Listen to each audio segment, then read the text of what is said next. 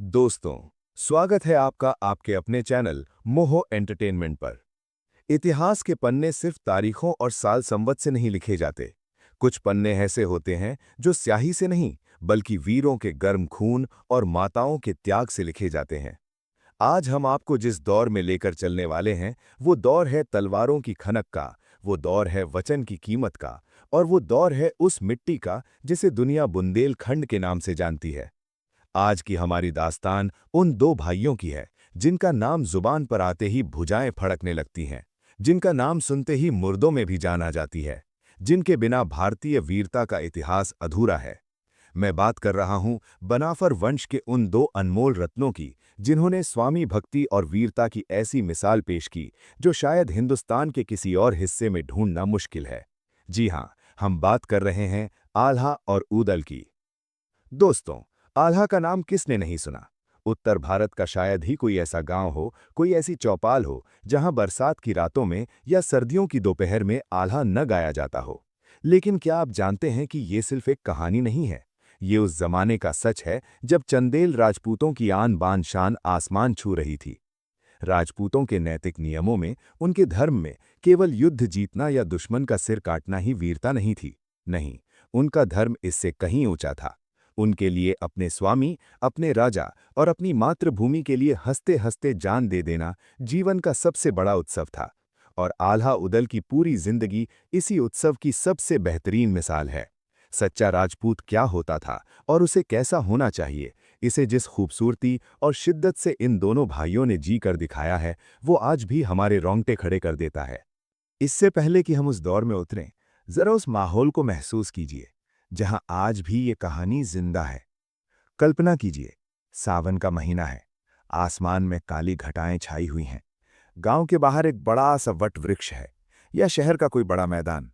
हजारों की भीड़ जमा है। बच्चे, बूढ़े, जवान, सब जमीन पर, फर्श पर पालथी मारे बैठे हैं। सबके चेहरों पर एक अजीब सी उत्सुकता है। भीड़ के बीचों बीच एक ऊंचे मोढ़े पर या तख्त पर आल्हा गाने वाला मुख्य गायक बैठा है। उसके हाथ में एक भारी ढोलक है या तलवार है। उसके साथ ही साजिंदे पीछे बैठे हैं। जैसे ही वो गायक अपनी कड़कदार आवाज में आलाप लेता है, सारी महफिल बेसुध हो जाती है। उसकी आवाज, उसकी आवाज में एक जादू है। कहानी के उतार चढ़ाव के साथ उसकी आवाज कभी बादलों की गरज की तरह ऊंची हो जाती है, तो कभी किसी घायल सैनिक की तरह मध्यम और दर्द भरी। जब वो किसी लड़ाई का, किसी युद्ध की तैयारियों का जिक्र करता है, तो देखिए उसके हाथों के इशारे। उसकी आंखें लाल हो जाती हैं, माथे की नसें तन जाती हैं। ढोल की मर्दाना लय पर वीरतापूर्ण शब्दों का ऐसा प्रवाह निकलता है कि सुनने वालों का खून गर्म हो जाता है। खटखट खड़ग तेगा बोलें जैसे शब्द जब कानों में पड़ते हैं, तो एक कमजोर आदमी के दिल में भी उमंग पैदा हो जाती है कि काश मैं भी उस रणभूमि में होता, मैं भी तलवार उठाता। ये जादू है उस चंदेली कवि जगनिक का, जिसने शायद उन्हीं के जमाने में, उन्हीं की आंखों के सामने ये गीत रचे थे। 8-9 शताब्दियां गुजर गईं, सल्तनतें बनी और बिगड़ गईं, अंग्रेज आए और चले गए, लेकिन आल्हा की लोकप्रियता में रत्ती भर भी अंतर नहीं आया। ये रामायण की तरह ही इस सूबे के कण कण में बसी है, क्योंकि इसमें बनावट नहीं है, इसमें सादगी है। इसका वर्णन ऐसा है कि अनपढ़ से अनपढ़ आदमी भी इसे समझ लेता है और अपने आप को आल्हा ऊदल का साथी समझने लगता है। तो चलिए, उसी ढोल की थाप पर सवार होकर हम चलते हैं आज से लगभग 900 साल पीछे, 13वीं शताब्दी की शुरुआत में। ये वो समय था जब दिल्ली और कन्नौज की सल्तनतें एक दूसरे से आंखें मिला रही थीं। पृथ्वीराज चौहान दिल्ली के तख्त पर थे और राजा जयचंद कन्नौज पर। लेकिन इन दोनों महाशक्तियों के बीच बुंदेलखंड की पथरीली जमीन पर एक और राज्य अपनी पूरी शान शौकत के साथ खड़ा था, महोबा। आज महोबा भले ही एक मामूली कस्बा नजर आता हो, टूटे हुए किले और बिखरे हुए पत्थर दिखाई देते हों, लेकिन उस जमाने में महोबा चंदेलों की राजधानी था। चंदेल वंश जो अपने मंदिरों और अपनी वीरता के लिए प्रसिद्ध था। और इस वंश के आखिरी और सबसे प्रतापी राजा थे महाराज परमाल देव। महोबा की सल्तनत छोटी जरूर थी, लेकिन उसका दिल बहुत बड़ा था। उसके किले की दीवारें फौलाद की थीं और उसके सैनिकों के इरादे चट्टानों जैसे। महोबा की खुशहाली ऐसी थी कि कहा जाता था वहां के तालाबों में कमल नहीं, सोना खिलता है। महाराज परमाल का दरबार सजा हुआ है। सामंत, मंत्री और सेनापति अपनी अपनी जगहों पर विराजमान हैं। लेकिन इस दरबार की सबसे बड़ी ताकत, इसकी सबसे मजबूत दीवार, वे दो भाई थे जो अभी बच्चे ही थे, लेकिन जिनकी किस्मत में महोबा का इतिहास लिखना बदा था। कहानी की असली शुरुआत एक त्रासदी से होती है, एक दुखद घटना से। आल्हा और उदल के पिता का नाम था जसराज, दस्सराज। वे राजा परमाल के सेनापति थे, उनके दायां हाथ थे। बनाफर वंश का खून उनकी रगों में दौड़ता था। एक भीषण लड़ाई हुई, दुश्मन की सेना महोबा पर चढ़ आई थी। जसराज ने उस युद्ध में वो जौहर दिखाया, वो वीरता दिखाई कि दुश्मन भी थर्रा उठे। उन्होंने अपने स्वामी के लिए, अपनी नमक हलाली के लिए अपने प्राणों की बाजी लगा दी। युद्ध का मैदान लाशों से पट गया था। शाम ढलते ढलते खबर आई, जसराज नहीं रहे। वे खेत रहे, शहीद हो गए। महलों में कोहराम मच गया। एक वीर सेनापति का जाना राजा की एक बाजू कटने जैसा था। लेकिन उससे भी बड़ा सवाल ये था कि अब उनके पीछे छूटे उन नन्हे बच्चों का क्या होगा। आल्हा और उदल, जो अभी बहुत छोटे थे, उन्हें तो शायद ये भी ठीक से नहीं पता था कि मृत्यु क्या होती है। वे अपने पिता का इंतजार कर रहे थे कि बाबा आएंगे और उन्हें घुड़सवारी सिखाएंगे। राजा परमाल देव बहुत दुखी थे, लेकिन उस राजमहल में एक हृदय ऐसा था जो राजा से भी ज्यादा विशाल था। वो हृदय था महारानी मलिनहा का। रानी मलिनहा, जो ममता की मूरत थीं, जब उन्होंने सुना कि जसराज वीर गति को प्राप्त हुए हैं और उनके बच्चे अनाथ हो गए हैं, तो उनसे रहा नहीं गया। दृश्य देखिए, राजमहल का विशाल आंगन, दो छोटे बच्चे आल्हा और उदल सहमे हुए खड़े हैं। उनकी आंखों में आंसू हैं, पर वे समझ नहीं पा रहे कि लोग क्यों रो रहे हैं। तभी रानीवास से महारानी मलिनहा बाहर आती हैं, राजसी वस्त्रों में लिपटी हुई, लेकिन आंखों में एक मां की करुणा। उन्होंने आगे बढ़कर उन दोनों बच्चों को अपनी बाहों में भर लिया। उन्होंने राजा परमाल की ओर देखा और दृढ़ता से कहा, महाराज, आज से ये बच्चे अनाथ नहीं हैं। जसराज ने हमारे लिए अपने प्राण दिए हैं। उनका खून हमारे राज्य की नींव में मिला है। आज से ये दोनों मेरे पुत्र हैं। राजा ने चकित होकर कहा, रानी, ये बनाफर हैं, सैनिक पुत्र हैं। रानी ने ऊदल के आंसू पोंछते हुए कहा, नहीं महाराज, अब ये मेरे पुत्र हैं। इनका लालन पालन मैं करूंगी। ये मेरे सगे बेटे ब्रह्मा के साथ खाएंगे, उसी के साथ खेलेंगे और उसी के साथ सोएंगे। महोबा का इतिहास गवाह रहेगा कि एक रानी ने सेवक के बच्चों को अपनी कोख जाए बेटों से बढ़कर माना। दोस्तों, ये था वो आधार, वो नींव जिस पर आल्हा उदल के चरित्र का निर्माण हुआ। रानी मलिनहा ने उन्हें सिर्फ पाला नहीं, उन्होंने उनके अंदर स्वाभिमान और वीरता का दूध पिलाया। उन्होंने बचपन से ही उन्हें सिखाया, पुत्र, तुम्हारा जन्म महोबा की रक्षा के लिए हुआ है। तुम्हारा पिता एक शेर था, तुम्हें सवा शेर बनना है। समय बीतने लगा। महोबा के राजमहल में 3 राजकुमार एक साथ बड़े होने लगे, राजा का बेटा ब्रह्मा और जसराज के बेटे आल्हा और ऊदल। रानी मलिनहा ने कभी भी उनमें फर्क नहीं किया। अगर ब्रह्मा को मखमल का बिस्तर मिलता तो ऊदल को भी वही मिलता। अगर आल्हा को डांट पड़ती तो ब्रह्मा भी नहीं बचते। लेकिन आल्हा और उदल, उनकी तो मिट्टी ही अलग थी। जैसे जैसे वे बड़े हो रहे थे, उनके अंदर का योद्धा जाग रहा था। सुबह का सूरज निकलने से पहले ही वे अखाड़े में पहुंच जाते। महोबा की लाल मिट्टी में उनके शरीर सन जाते। आल्हा स्वभाव से थोड़े गंभीर, विचारशील और भारी भरकम शरीर वाले थे। वे धर्मराज युधिष्ठिर की तरह धैर्यवान थे। और उदल उदल तो साक्षात बिजली का अवतार थे, चंचल, फुर्तीले और गजब के ताकतवर। उनका घोड़ा जब हवा से बातें करता तो देखने वाले पलक झपकाना भूल जाते। वे तलवारबाजी सीखते, भाला चलाना सीखते। गुरु द्रोणाचार्य की तरह उनके गुरु उन्हें सिखाते कि क्षत्रिय का धर्म पीठ दिखाना नहीं, छाती अड़ाना है। जब वे दोनों भाई घोड़ों पर सवार होकर महोबा की गलियों से निकलते तो लोग छतों पर चढ़ जाते। बुजुर्ग कहते, देखो, जसराज वापस आ गया है, महोबा का भविष्य सुरक्षित है। लेकिन दोस्तों, जहां फूल खिलते हैं वहां कांटे भी होते हैं। राज दरबार में सिर्फ चाहने वाले नहीं होते, जलने वाले भी होते हैं। आल्हा और उदल की बढ़ती हुई ताकत, रानी का उन पर बेइंतहा प्यार और प्रजा में उनकी लोकप्रियता, ये सब कुछ लोगों की आंखों में खटकने लगा था। महलों की दीवारों के पीछे साजिशें रची जाने लगी थीं। शकुनी जैसे चरित्र हर युग में होते हैं, और महबूबा में भी एक ऐसा ही चरित्र था, माहिल। माहिल, जो रिश्ते में तो मामा लगता था, लेकिन जिसकी जुबान में जहर और दिमाग में फितूर था। क्या होगा जब आल्हा और उदल का सामना तलवारों से नहीं, अपनों की साजिशों से होगा? कैसे ये दो अनाथ भाई पूरी दुनिया में अपनी वीरता का डंका बजाएंगे? और वो कौन सी घड़ी थी जब उन्हें अपने ही स्वामी के खिलाफ खड़ा होना पड़ा, या स्वामी के लिए सब कुछ त्यागना पड़ा? हमने देखा कि कैसे पिता जसराज के बलिदान के बाद रानी मलिन्हा ने अनाथ आल्हा और उदल को अपनी छाती से लगा लिया। उन्होंने उन बनाफर वंश के बच्चों को राजपुत्रों का दर्जा दिया। समय अपनी गति से चलता रहा। महोबा की हवाओं में अब बचपन की किलकारियां नहीं, बल्कि जवानी की हुंकार गूंजने लगी थी। आल्हा और उदल अब बच्चे नहीं रहे थे, वे अब गबरू जवान हो चुके थे। जरा उस दृश्य की कल्पना कीजिए। सुबह का सूरज महोबा के किले की दीवारों को चूम रहा है। राजमहल के अखाड़े में धूल उड़ रही है। वहां दो सूरज और चमक रहे हैं।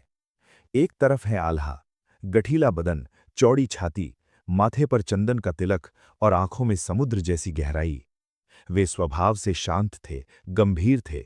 वे धर्मराज युधिष्ठिर की तरह थे, जो हर कदम फूंक फूंक कर रखते थे। उनकी तलवार में बिजली थी, लेकिन उसे म्यान से बाहर निकालने से पहले वे 100 बार सोचते थे। और दूसरी तरफ था ऊदल। ऊदल, जिसे देखकर बिजली भी रास्ता बदल ले। फुर्ती ऐसी कि चीता भी शर्मा जाए। कद में आल्हा से थोड़े छोटे, लेकिन गुस्से में ज्वालामुखी। उनकी मूंछों की मरोड़ और आंखों की लालिमा बता देती थी कि अगर किसी ने महोबा की तरफ आंख उठाकर भी देखा, तो ऊदल उसकी आंखें निकाल लेंगे। वे भीम और लक्ष्मण का मिश्रण थे। उन्हें सोचना पसंद नहीं था, उन्हें करना पसंद था। जब ये दोनों भाई अपने घोड़ों पर सवार होकर, आल्हा अपने हाथी जैसे विशाल घोड़े पर और ऊदल अपने मशहूर घोड़े बेंदुला पर महोबा के बाजारों से निकलते, तो प्रजा अपना काम धाम छोड़कर उन्हें निहारने लगती। बूढ़ी माताएं आंचल फैलाकर दुआएं देतीं, जुग जुग जियो मेरे लाल, जब तक तुम हो महोबा का बाल भी बांका नहीं हो सकता। नौजवान उन्हें अपना आदर्श मानते थे। महोबा की सुरक्षा इन दोनों भाइयों के कंधों पर ऐसी रखी थी, जैसे हिमालय अपनी जगह पर अटल खड़ा हो। राजा परमाल देव भी उन्हें बहुत चाहते थे। वे जानते थे कि जब तक बनाफर वीर उनके साथ हैं, दिल्ली के पृथ्वीराज चौहान हों या कन्नौज के जयचंद, कोई महोबा की ईंट से ईंट नहीं बजा सकता। रानी मलिन्हा तो उन पर जान छिड़कती थीं। लेकिन दोस्तों, इतिहास गवाह है, जब जब कोई सूरज चमकता है, तो परछाइयां भी गहरी हो जाती हैं। महोबा के इस सुनहरे दौर को किसी की बुरी नजर लगने वाली थी, और वो नजर किसी बाहर वाले की नहीं, घर के ही एक भेदी की थी। अब इस कहानी में प्रवेश होता है उस किरदार का जिसके बिना आल्हा खंड अधूरा है। वो किरदार जिसकी जुबान पर शहद था, लेकिन दिल में हलाहल शहर। वो जो रिश्ते में तो मामा लगता था, लेकिन काम कंस और शकुनी वाले थे। मैं बात कर रहा हूं माहिल की। माहिल उरई का रहने वाला था और रानी मलिन्हा का भाई था। रिश्ते में वो आल्हा उदल का मामा लगता था, लेकिन उसे ये कतई बर्दाश्त नहीं था कि बनाफर वंश के ये दो नौकर पुत्र महोबा में राज करें। माहिल लंगड़ा कर चलता था, कथाओं के अनुसार, लेकिन उसका दिमाग हवा से भी तेज दौड़ता था। उसे महोबा की खुशहाली से चिढ़ थी। वो चाहता था कि महोबा बर्बाद हो जाए, ताकि वो अपनी चालें चल सके। माहिल अक्सर उरई से महोबा आता जाता रहता था। जब वो आल्हा उदल को दरबार में ऊंची कुर्सियों पर बैठा देखता, जब वो देखता कि राजा परमाल हर बात में आल्हा की सलाह लेते हैं, तो उसके सीने पर सांप लौट जाते। वो मन ही मन सोचता, ये कल के छोकरे, जिनका बाग हमारे टुकड़ों पर पला, आज वे महोबा के मालिक बने बैठे हैं। मैं ऐसा पासा फेंकूंगा कि ये दोनों भाई महोबा से ऐसे निकलेंगे जैसे दूध से मक्खी निकाली जाती है। एक दिन की बात है। राजा परमाल अपने निजी कक्ष में बैठे चौसर खेल रहे थे। माहिल भी वहां मौजूद था। माहिल ने मौका देखा, उसने पासा फेंका और बड़ी ही मीठी लेकिन जहरीली आवाज में बोला, जीजा श्री। राजा परमाल, एक बात कहूं, बुरा तो नहीं मानेंगे? राजा परमाल, जो स्वभाव से थोड़े सीधे और कान के कच्चे थे, बोले, कहूं माहिल, तुम तो घर के आदमी हो। माहिल ने इधर उधर देखा, जैसे कोई बहुत बड़ा राज खोलने वाला हो। वो राजा के कान के पास झुका और फुसफुसाया, महाराज, मैं देख रहा हूं कि आजकल महोबा में आपकी नहीं बल्कि बनाफरों की हुकूमत चलती है। जिधर देखो आल्हा ऊदल की जय जयकार हो रही है। प्रजा तो आपको भूल ही गई है। राजा हंसे। अरे माहिल, वे मेरे बेटे जैसे हैं। उनकी वीरता से ही तो महोबा सुरक्षित है। माहिल ने चेहरे पर चिंता का भाव लाया। यही तो आप नहीं समझ रहे जीजाश्री। शेर के बच्चे को पाल कर बड़ा तो कर दिया, लेकिन अब वो शेर आदमखोर हो रहा है। ये बनाफर, ये नीची जाति के हैं। सैनिक खून है इनका। जिस दिन इनका दिमाग फिरा, ये आपको गद्दी से उतार फेंकेंगे और खुद महोबा के राजा बन बैठेंगे। इतिहास में ऐसे कई उदाहरण हैं जब सेनापतियों ने राजाओं का वध किया है। राजा के माथे पर लकीरें उभर आईं। माहिल की बातों का जहर धीरे धीरे असर कर रहा था। माहिल ने और आग लगाई। और सुनिए महाराज, मैंने सुना है कि आल्हा ऊदल के पास जो घोड़े हैं, जो हाथी हैं, वे आपसे भी ज्यादा शानदार हैं। क्या एक सेवक की शान अपने राजा से ज्यादा होनी चाहिए? ये आपकी तौहीन है महाराज, सरासर तौहीन। राजा परमाल चुप रह गए। उनके मन में शक का बीज बो दिया गया था। वो बीज जिसे माहिल अब रोज पानी देने वाला था। माहिल की साजिशों का असर जल्द ही दिखने लगा।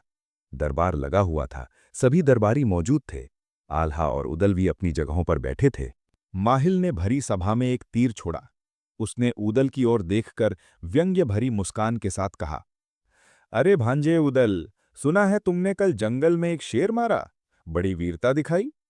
उदल ने गर्व से कहा, हाँ मामा श्री, महोबा की सीमा में शेर क्या, कोई परिंदा भी हमारी इजाजत के बिना पर नहीं मार सकता। माहिल जोर से हंसा। एक ऐसी हंसी जो चुभती थी। वाह वाह, वीरता तो तुम्हारे खून में है। आखिर तुम्हारे पिता जसराज भी तो एक अच्छे सैनिक थे। बस अफसोस कि वे राजपुत्र नहीं थे। तुम लोग चाहे कितने भी अच्छे कपड़े पहन लो, कितने भी ऊंची कुर्सियों पर बैठ जाओ, रहोगे तो बनाफर ही। सेवक के पुत्र सेवक ही रहते हैं। पूरे दरबार में सन्नाटा छा गया। ये सीधा अपमान था। आल्हा का चेहरा गंभीर हो गया, लेकिन उन्होंने अपनी मुट्ठी भींच ली और चुप रहे। वे बड़े थे, मर्यादा जानते थे। लेकिन उदल, उदल तो आग का गोला थे। उनसे रहा नहीं गया। वे अपनी जगह से खड़े हो गए। उनकी तलवार म्यान में खड़कने लगी। उनकी आंखें अंगारे की तरह लाल हो गईं। उदल गरजे, मामा माहिल, जबान संभाल कर बात कीजिए। हम बनाफर हैं, और बनाफर अपनी इज्जत के लिए जान दे भी सकते हैं और ले भी सकते हैं। पिता जसराज ने महोबा के लिए अपना शीश कटाया था। अगर वे सेवक थे तो ऐसे सेवक पर 100 राजा कुर्बान हैं। वीरता खून में होती है मामा, खानदान के ठप्पों में नहीं। अगर आज आप महारानी माँ के भाई न होते तो ये उदल आपकी जबान खींच लेता। दरबार में हड़कंप मच गया। माहिल ने डरने का नाटक किया और राजा परमाल के पीछे छिपते हुए बोला, देखा जीजाश्री, देखा आपने, आज ये लड़का मुझे आंखें दिखा रहा है, कल आपको दिखाएगा।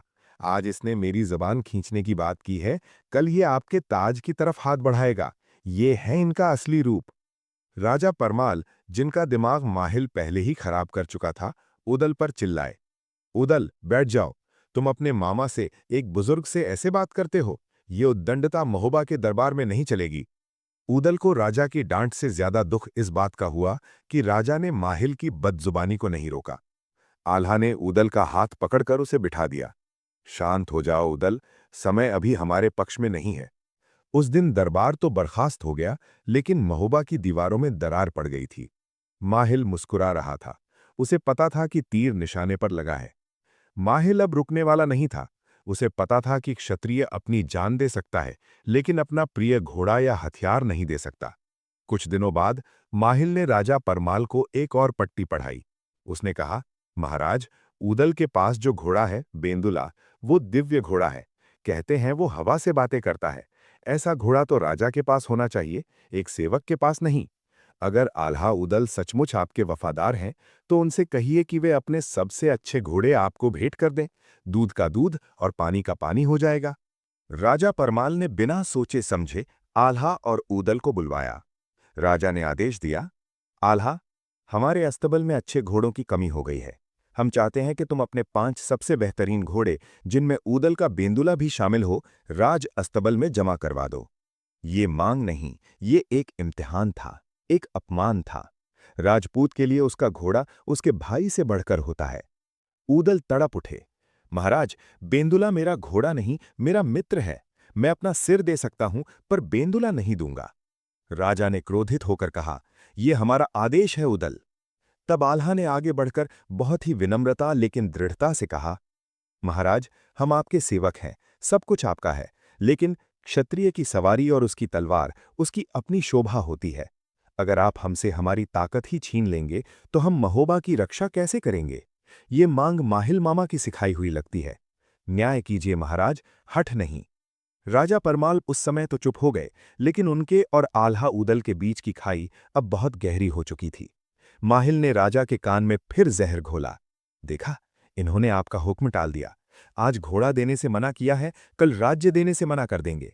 इन्हें महोबा से निकालना ही होगा जीजाश्री, वरना अनर्थ हो जाएगा। दोस्तों, ये तो बस शुरुआत थी। माहिल की साजिशें अब एक ऐसे मुकाम पर पहुंचने वाली थीं जहां आल्हा और उदल को वो फैसला लेना पड़ेगा जो किसी भी देशभक्त के लिए मौत से बदतर होता है। देश निकाला। क्या राजा परमाल अपने ही रक्षकों को घर से निकाल देंगे? क्या रानी मलिन्हा इस अन्याय को रोक पाएंगी? और जब आल्हा उदल महोबा छोड़ देंगे तो पृथ्वीराज चौहान महोबा का क्या हाल करेंगे? ये सब जानेंगे हम अगले भाग में। ये दास्तान अभी बहुत लंबी है और बहुत से रंग बदलने वाली है। इतिहास के पन्नों को पलटते हुए हम उस मोड़ पर आ खड़े हुए हैं जहां वफादारी का इनाम आंसू और वीरता का इनाम वनवास मिलने वाला था। महोबा के आकाश में काले बादल घिर चुके थे। माहिल की साजिशों ने अपना रंग दिखा दिया था और राजा परमाल देव की बुद्धि पर शक का गहरा पर्दा पड़ चुका था। कहते हैं कि विनाश काले विपरीत बुद्धि। जब नाश मनुष्य पर छाता है तो पहले विवेक मर जाता है। राजा परमाल के साथ भी यही हुआ। माहिल के बार बार कान भरने पर राजा को यकीन हो गया कि आल्हा और उदल उनकी सत्ता छीनना चाहते हैं। वो घोड़ा मांगना तो बस एक बहाना था। असली मकसद था बनाफर वीरों का अपमान करना। एक काली रात, जब पूरा महोबा सो रहा था, राज दरबार में एक गुप्त बैठक बुलाई गई। राजा परमाल अपने सिंहासन पर बैठे थे।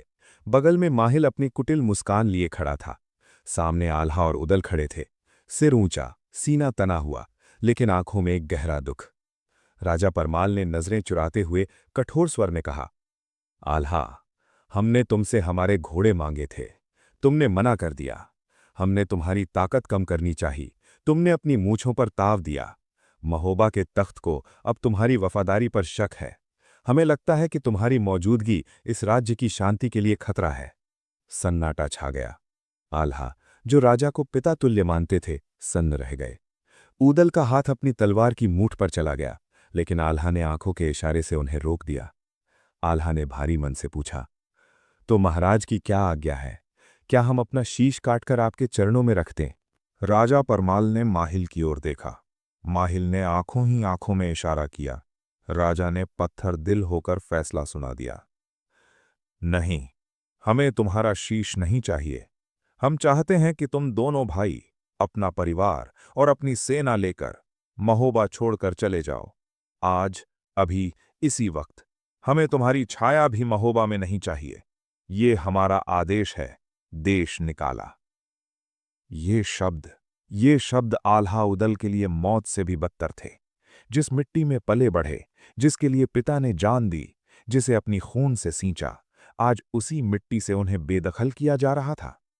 ऊदल गरज उठे, महाराज, ये न्याय नहीं, ये माहिल मामा का षड्यंत्र है। आप अपनी ही भुजाओं को काट रहे हैं। याद रखिएगा, जब दिल्ली के भेड़िए पृथ्वीराज चौहान महोबा पर नजर डालेंगे तो आपको इन्हीं बनाभरों की याद आएगी। लेकिन आल्हा तो मर्यादा पुरुषोत्तम थे। उन्होंने ऊदल को शांत किया और राजा के सामने झुक गए। जो आज्ञा महाराज। अगर हमारे जाने से आपको शांति मिलती है तो हम चले जाएंगे, लेकिन इतिहास याद रखेगा कि हमने महोबा छोड़ा नहीं था, महोबा ने हमें त्यागा था। बात जंगल की आग की तरह रानीवास में पहुंची।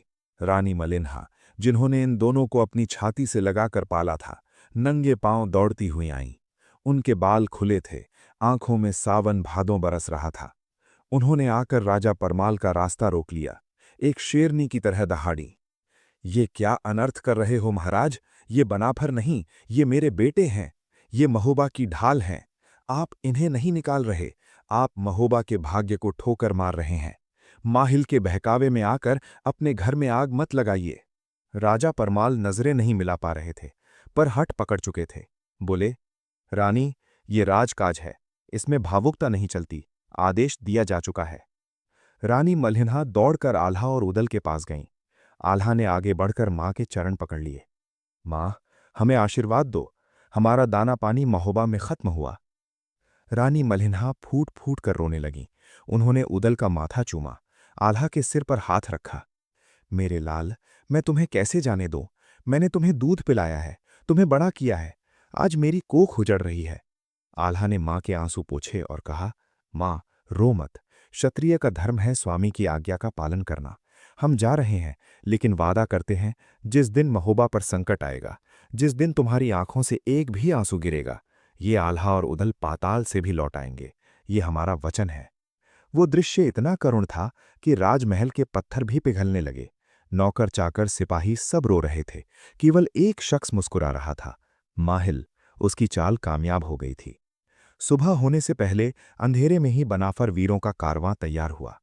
आल्हा, उदल, उनकी पत्नियां मछला और अन्य, उनके वफादार साथी और उनकी निजी सेना।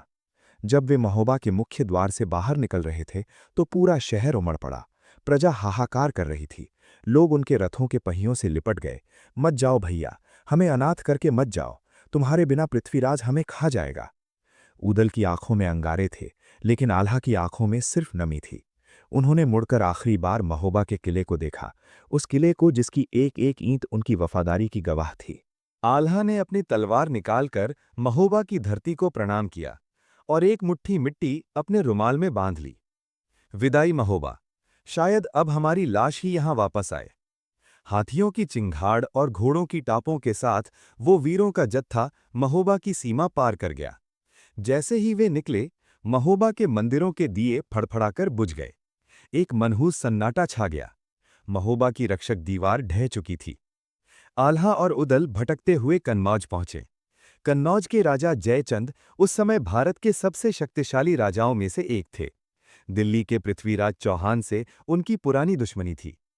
जब जयचंद ने सुना कि महोबा के शेर आल्हा उदल आए हैं, तो वे खुद स्वागत के लिए आगे आए। जयचंद एक चतुर राजनीतिज्ञ थे।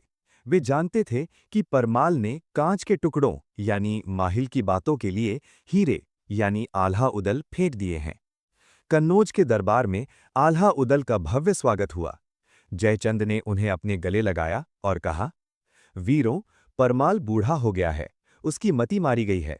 कन्नौज तुम्हारा स्वागत करता है। आज से तुम मेरे सेनापति हो, मेरे भाई हो। यहां तुम्हें वो सम्मान मिलेगा जिसके तुम हकदार हो। कन्नौज में आला उदल को एक नया जीवन मिला। उन्हें जागीरें मिलीं, सम्मान मिला। लेकिन उनके दिल आज भी महोबा की गलियों में भटक रहे थे। वे शरीर से कन्नौज में थे, पर आत्मा महोबा में थी। वे जानते थे कि ये शांति तूफान से पहले की है। उधर दिल्ली में भारत का सम्राट पृथ्वीराज चौहान, पृथ्वीराज जिसकी तलवार की चमक से दुश्मन कांपते थे। उनके गुप्तचरों ने आकर खबर दी, महाराज, महोबा से खबर है। राजा परमाल ने अपने दोनों बाजू आल्हा और उदल को देश निकाला दे दिया है। वे अब कन्नौज में हैं। पृथ्वीराज की आंखों में एक चमक आ गई। वे अपनी मूंछों पर हाथ फेरते हुए सिंहासन से उठे। उन्होंने अपने महाबली सेनापति चामुंडा राय से कहा, सुना तुमने चामुंडा? महोबा अब बिना रक्षकों के है। शेर जंगल छोड़कर चले गए हैं, अब वहां सिर्फ बूढ़े गीदड़ बचे हैं। परमाल ने अपनी मौत को खुद न्योता दिया है। वर्षों से जो हमारी इच्छा थी महोबा को जीतने की, वो अब पूरी होगी। पृथ्वीराज ने अपनी तलवार खींच ली। तैयारी करो, दिल्ली की सेना महोबा की ओर कूच करेगी। हम देखेंगे कि अब परमाल देव को कौन बचाता है। अब महोबा का पतन निश्चित है। दोस्तों, इधर कन्नौज में आल्हा उदल अपनी किस्मत को कोस रहे थे और उधर महोबा की सीमा पर मौत दस्तक दे रही थी।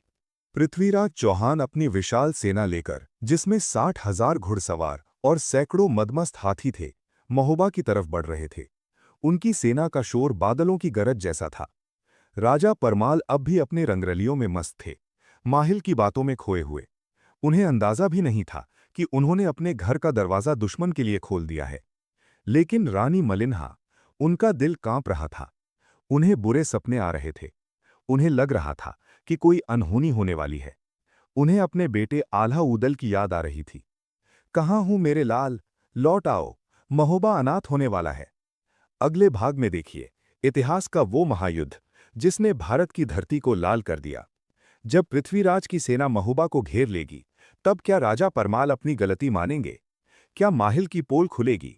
और सबसे बड़ा सवाल, क्या अपमानित होकर निकाले गए आल्हा और ऊदल महोबा की पुकार सुनकर वापस आएंगे, या वे अपने अपमान का बदला महोबा की बर्बादी देखकर लेंगे? ये महोबा का महासंग्राम होगा, जिसे सुनकर आपकी रूह कांप जाएगी।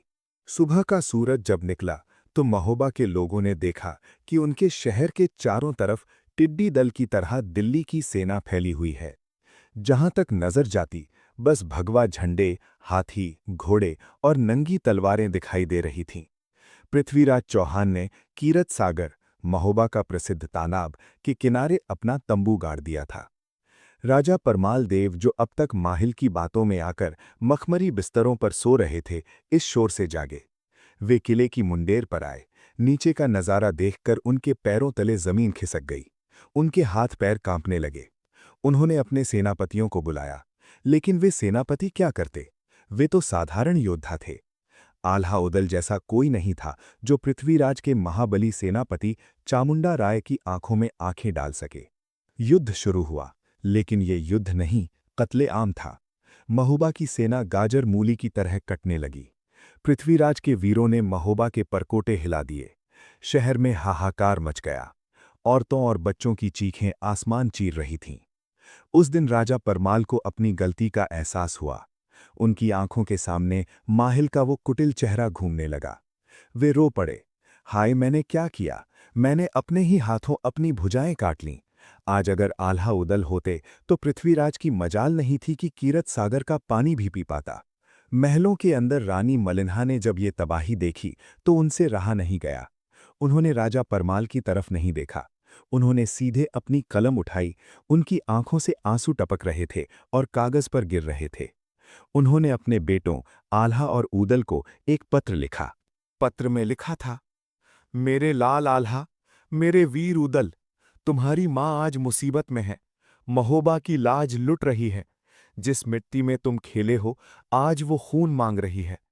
राजा ने गलती की, पर प्रजा ने क्या बिगाड़ा था? अगर आज तुम नहीं आए तो कल महोबा का नामो निशान मिट जाएगा। अपनी माँ के दूध की लाज रख लो। लौट आओ बेटे, लौट आओ।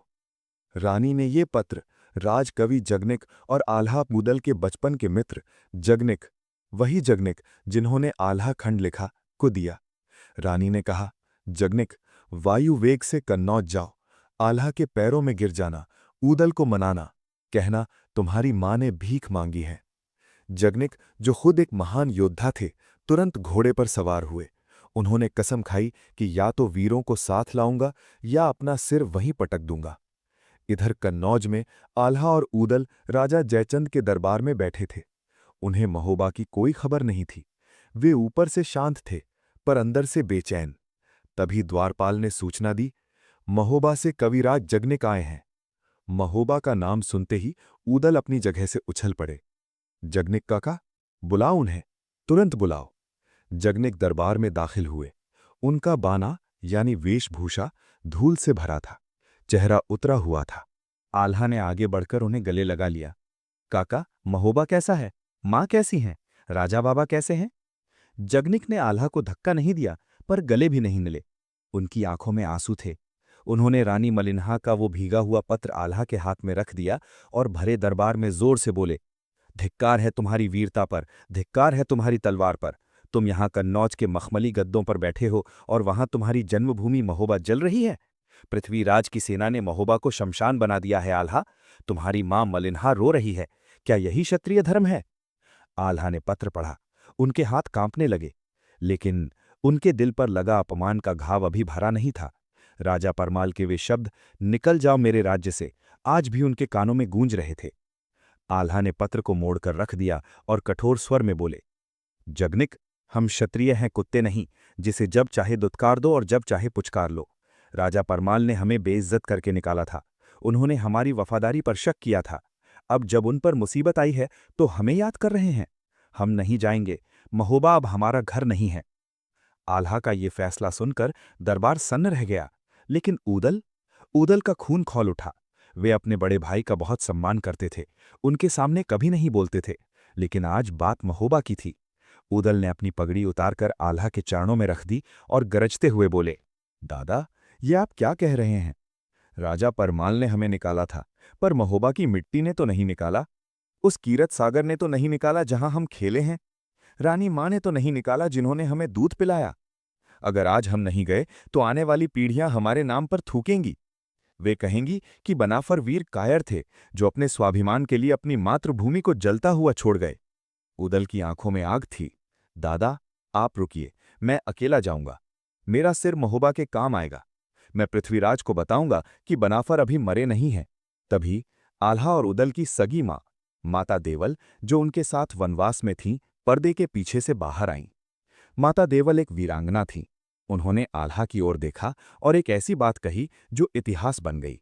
उन्होंने कहा, 12 बरस लौ कूकर जीवे और 13 लौ जिये सियार। बरस 18 क्षत्रिय जीवे, आगे जीवे को धिक्कार। अर्थात कुत्ता 12 साल जीता है, सियार 13 साल, लेकिन क्षत्रिय तो केवल 18 साल ही शान से जीता है। उसके बाद का जीवन तो धिक्कार है। अगर आज तुम नहीं लड़े तो मेरा दूध ल जाओगे। मां ने कहा, आल्हा, अपमान राजा ने किया था, पर पुकार महोबा की है। जा मेरे लाल, अपनी तलवार उठा, दिखा दे दुनिया को कि बनाफर अपमान का बदला भी जान देकर चुकाते हैं। मां के वचनों ने आल्हा का सोया हुआ शेर जगा दिया। उनकी आंखों से अपमान का पर्दा हट गया और कर्तव्य की ज्योति जल उठी। उन्होंने अपनी तलवार, पच्छी, प्रसिद्ध तलवार, को म्यान से खींचा और हुंकार भरी। तैयारी करो, नगाड़े बजाओ, बनाफर वापस आ रहे हैं। पृथ्वीराज से कह दो अपनी मौत का इंतजार करे। कन्नौज से एक विशाल सेना तैयार हुई। आल्हा, ऊदल, मलखान, सुलखान, धांधु, सब वीर एक साथ निकले। राजा जयचंद ने भी अपनी सेना साथ दी।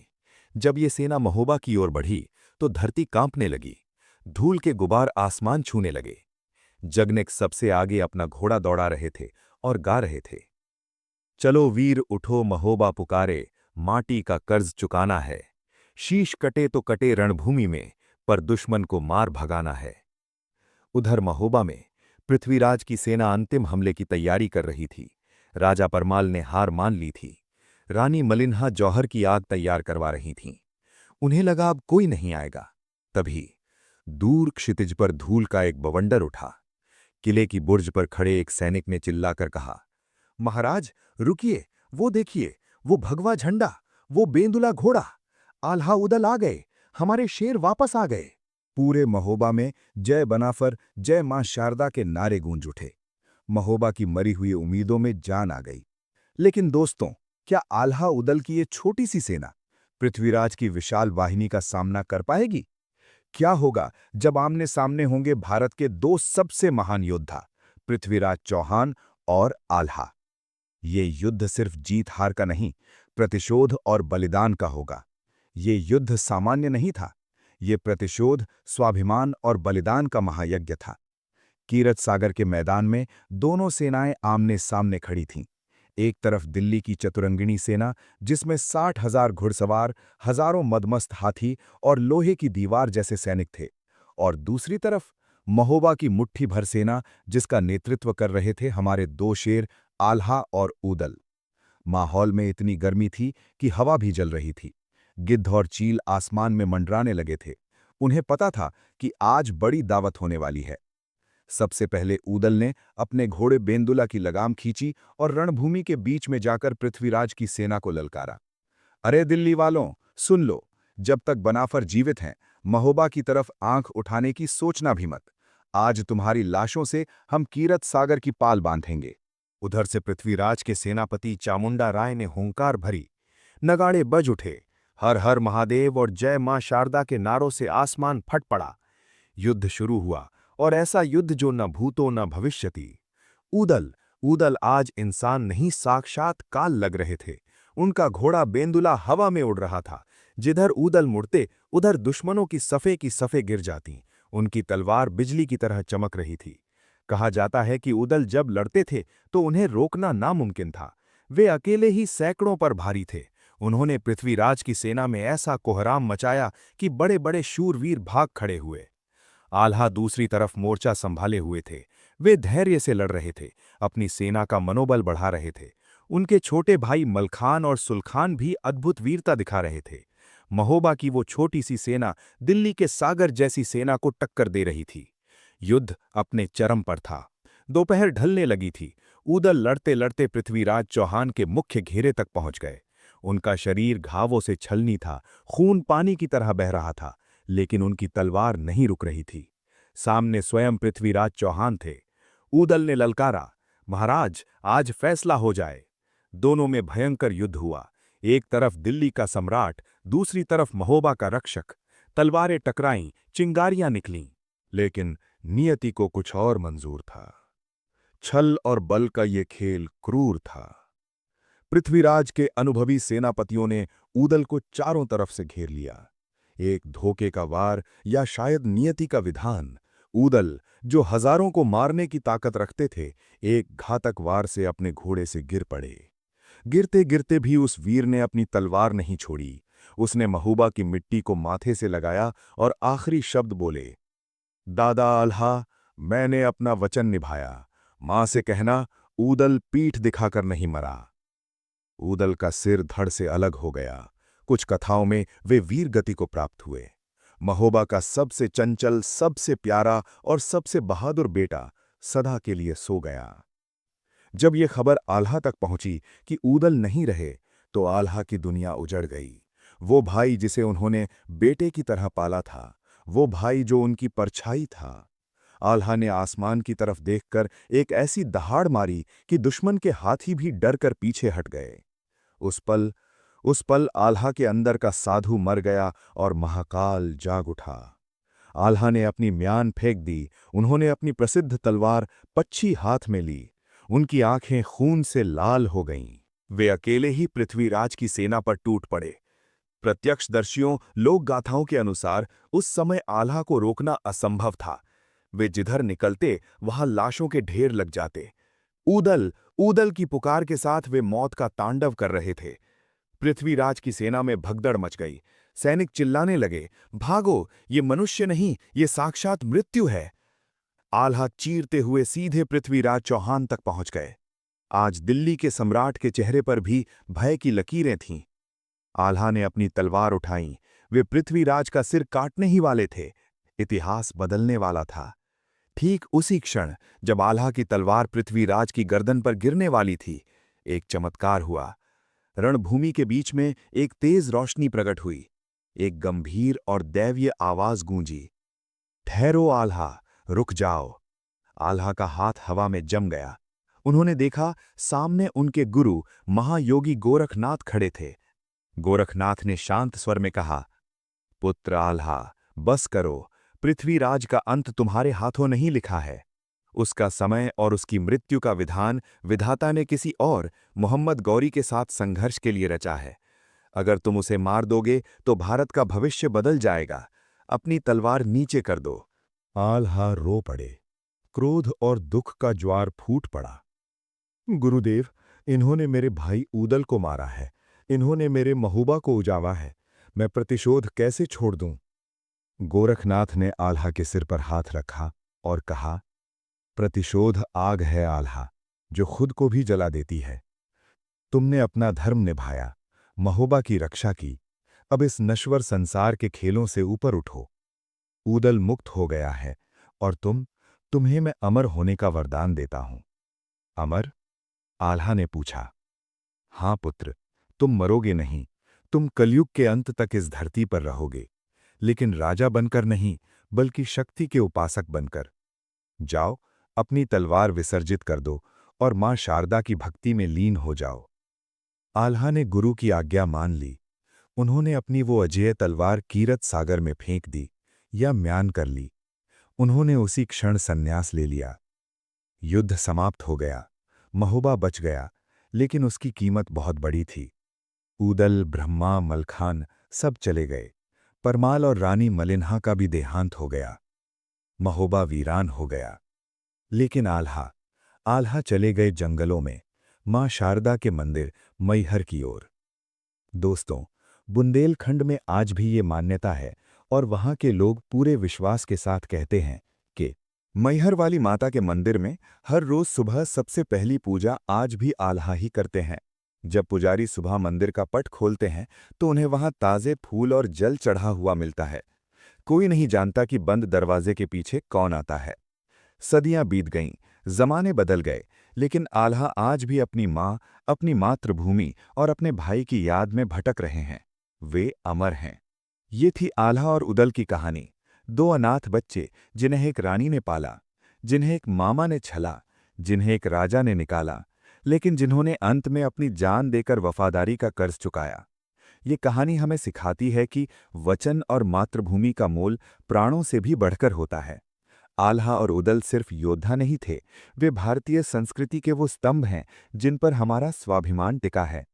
आज भी जब सावन के महीने में बुंदेलखंड के किसी गांव में ढोलक बजती है और गायक गाता है, बड़े लड़ैया महुबे वाले जिनकी मार सही न जाए, एक को मारे दुई मर जावें, तीजा खौफ खाए मर जाए, तो हवाओं में उदल की होंकार और आल्हा का धैर्य गूंजने लगता है।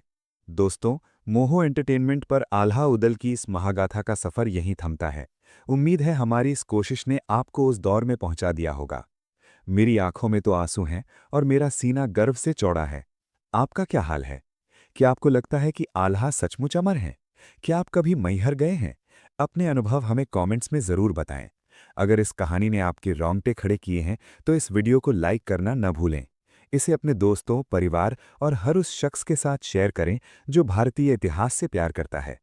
ऐसे ही महान वीरों की अनसुनी दास्तानें सुनने के लिए अपने इस चैनल को अभी सब्सक्राइब करें और घंटी का बटन दबाएं। मैं हूं आपका दोस्त, विदा लेता हूं इस वादे के साथ कि जल्द लौटूंगा एक नई, रोमांचक और दिल को छू लेने वाली कहानी के साथ। तब तक के लिए जय हिंद।